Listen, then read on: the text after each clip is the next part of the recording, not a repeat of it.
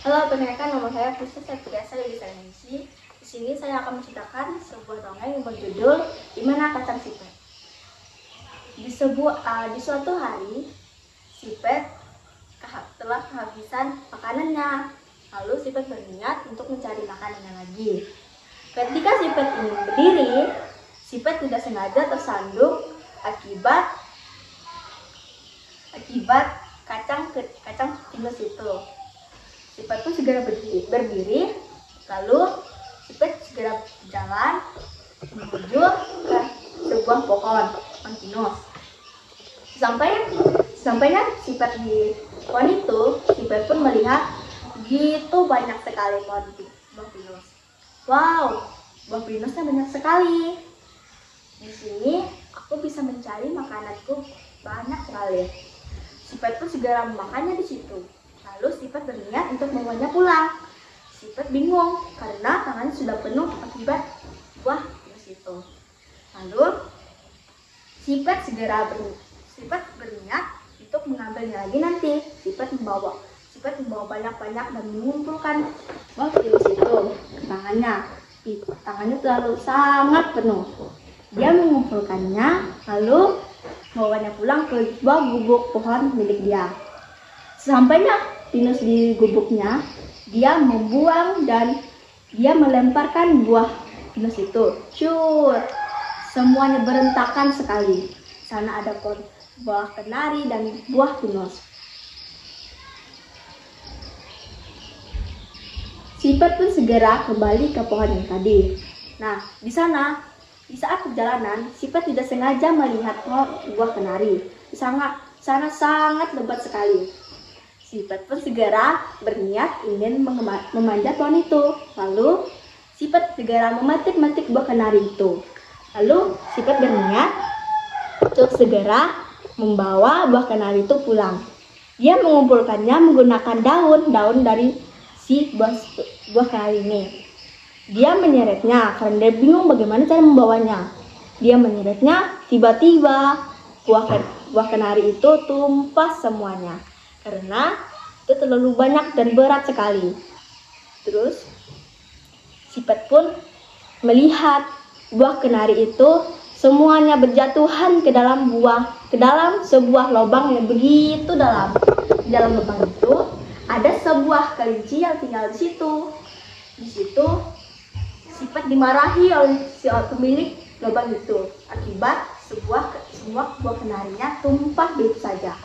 Kenari pun bingung. Dia bingung bagaimana dia bisa makan hari ini karena perutnya sangat lapar sekali. Nah, Sipet pun berniat melihat teman-temannya Sipet dari mana mereka mendapatkan semua banyak buah itu. Dia berniat mengikuti teman-temannya. Lalu, wow, banyak sekali buah Sipet di sini. Ini buah kesukaan Sipet semua. Dia bilang begitu. Lalu, dia melihat teman-temannya menyimpan buah pinus, buah kenari di dalam buah lubang di dalam pohon itu. Nah, lalu Sipet pun berniat datang membawa buah kenari dan buah pinusnya untuk menumpang sebuah lubang juga. Nah, di situ dia diterima. Nah, terus kata pemiliknya, ini papan tabungan buat kamu karena ini sangat dibutuhkan. Terima kasih. Terus Sipet pun segera masuk ke dalam lubang itu. Lalu Sipet menyimpan buah kenari itu dan buah pinus dalam lubang itu. Dia pun kelamaan Sipet kebingungan karena papan tabungan itu hilang. Tanpa sepengetahuan Sipet, papan tabungan itu nyata ada di ekornya. Karena Sipet kebingungan, dia segera membersihkan rumahnya. Lalu semua rumahnya bersih. Lalu Sipet dah menemukan papan tabungan itu. Pesan dari cerita tadi, betapa pentingnya kita harus membersihkan rumah. Kalau nggak dibersih, nanti kotor dong. Terima kasih.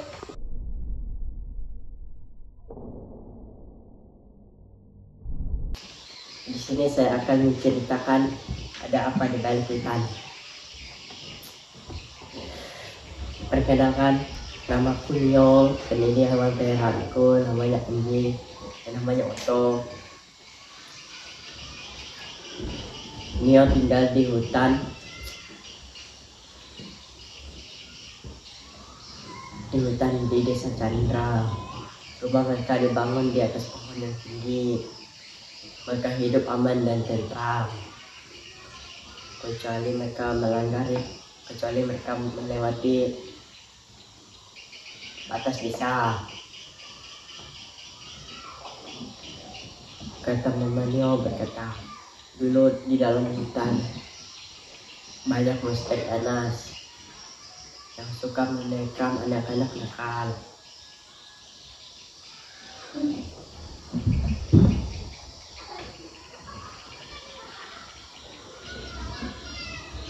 Dan ia penasaran dengan hutan itu.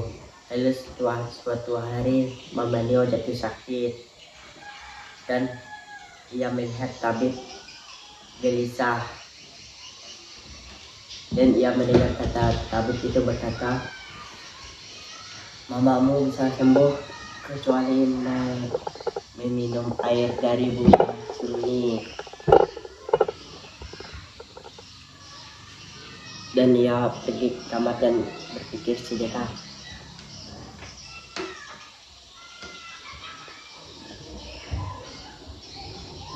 Jika di dalam hutan banyak monster, ia akan lawan jika ibunya bisa sembuh. Lalu ia pergi dengan diam-diam melewati batas desa itu. Agar tidak ketahuan, ia pun pergi ke hutan dan mencari bunga suruni itu. Setelah ia sampai ke hutan, ia mencari bunga. Beberapa saat kemudian, ia menemukan bunga yang dimaksud tabib itu. Lalu ia ingin memepetnya, tetapi ada yang menghampirinya. Hai, apa yang kamu buat di sini? Ia pun terkejut. Wah, ada monster, jangan merekramku. Tiba-tiba ia melihat itu adalah seorang manusia dengan seorang putrinya. Lalu bapak itu bertanya kepadanya, apa yang kamu lakukan di sini? Dia pun menjawab, dia di sini ingin mengambil bunga suruni itu untuk mengobati ibunya yang sedang sakit. Dan bapak itu dan anak itu memperkenalkan dirinya.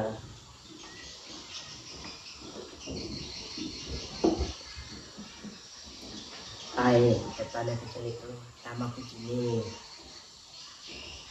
Hai, namaku Nyo. Ayo ikut aku ke desa, di sana lebih banyak bunga suruni. Lalu ia pun mengikuti kedua orang itu. Sampai dari sana, ia melihat banyak bunga suruni.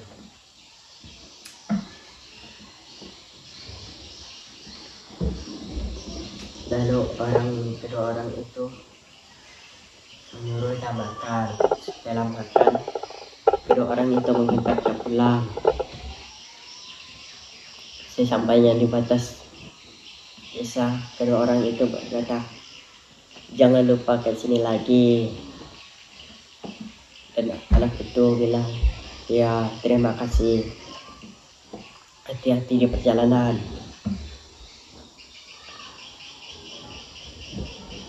Dan ia pun pulang. Dan tabib itu dan para desa pun terkejut melihatnya. Dan sesampainya di rumah, ia pun menceritakan apa yang dilakukannya di dalam hutan demi ia menemui ibunya.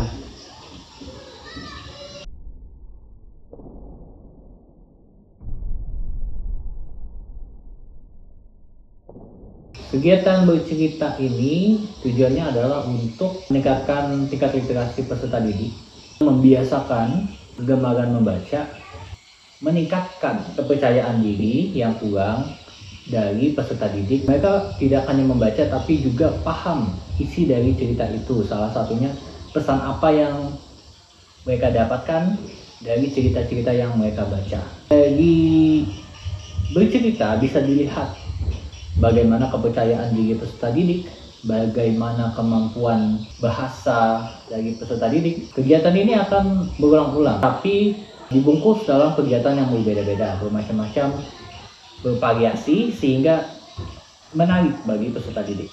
Namun intinya tetap untuk pengembangan skill keterampilan pada peserta didik.